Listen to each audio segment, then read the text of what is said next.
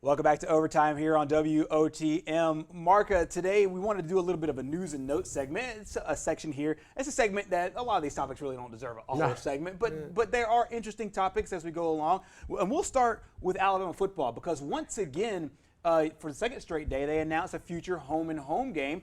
And once again, it's against a team out of the Power 5. Yesterday it was Oklahoma State for the 28-29 seasons, and now it is against Boston College in the 2031 and 2034 seasons. That first game over in Boston in 2031. Do you like these home-and-home matchups?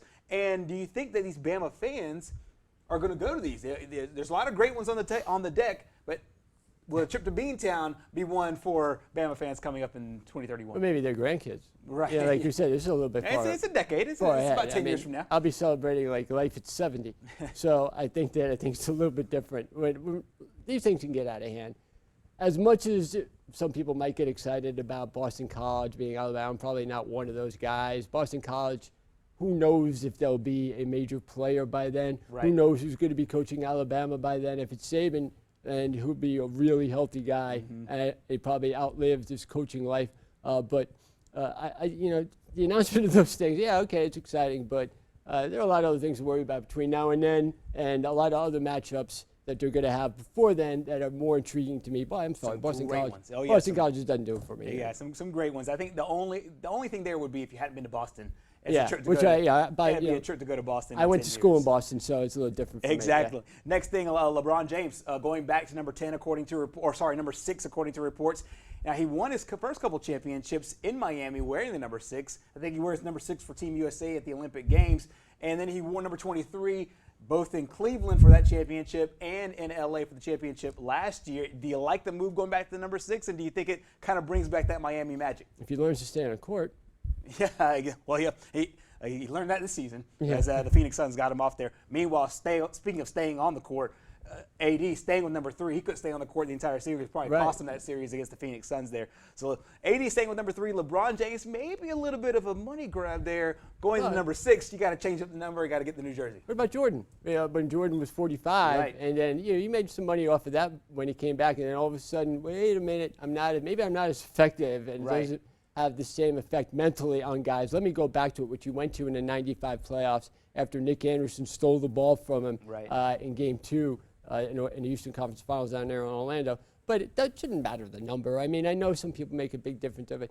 LeBron, I think most people were disappointed that it looks classless kind of what he did walking off the court. He expected more from him, who's given the NBA so many great moments. Whether you like the NBA or not really isn't the issue. I know a lot of people have problems with the NBA right now, but LeBron certainly played his heart out, and when he did that, I think he lost some points with some people.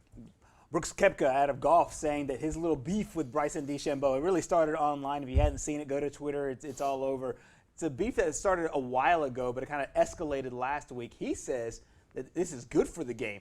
As these two kind of match up, and they're two young guys kind of matching up in this game, do you think that this is good for the game and good for young people getting in? That's Brooks Koepka's argument so far with him and DeChambeau. It kind of has that Happy Gilmore twist to it, doesn't it? Right.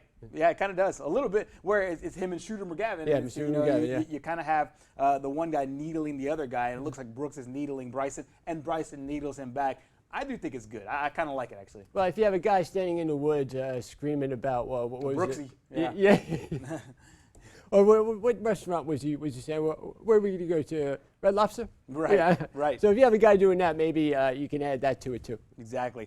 Final thing, Mac Jones, quarterback for the New England Patriots, getting more reps in OTAs because Cam Newton injured his hand. Some say it's in practice. Some say it was maybe an altercation somewhere. I think it was. I think the official report is he hit his hand off of somebody's helmet. Either way, his hand's injured. Mac Jones getting some more reps in OTAs. What do you think about the first-round quarterback for the Pats? I think most people assume Mac Jones going into that offense is going to have comfort because it's a Belichick system. But people forget that they designed the offense in the offseason to take advantage of Cam Newton's strengths, which aren't necessarily Mac Jones' strengths. So he might have a little bit of studying to do, and I think it might take him a little bit longer to get accustomed to things, and maybe they might have to twist some things because we don't know what the hand injury looked. Newton already was showing signs of a fall off. His arm strength really wasn't as great as it was before, And you could see he doesn't have that dynamic running game that he did, obviously, when he came out of Auburn. This guy was a great athlete, and he could run away from most people. Can't really do that anymore. We're talking about a guy whose rookie year was 2011. It's now, we'll be entering into 2021, so almost 11 years in the NFL. I think will put some miles on your odometer. And for Cam, if he's not fully healthy, he probably won't have that great a year, no matter what kind of an offense is designed for him. For as far as Mac Jones, I think let's just see if he can learn a system that he's not used to, having a talent dip after coming from Alabama. Exactly, and we'll see what Coach Belichick and Coach McDaniels do with him over in New England. But as of right now, looking pretty good in OTAs, depending on who you talk to. Coming up next here on Overtime, we'll talk about some major postseason awards, post-regular season awards, I should say, out of the NBA. We'll talk about that coming up next.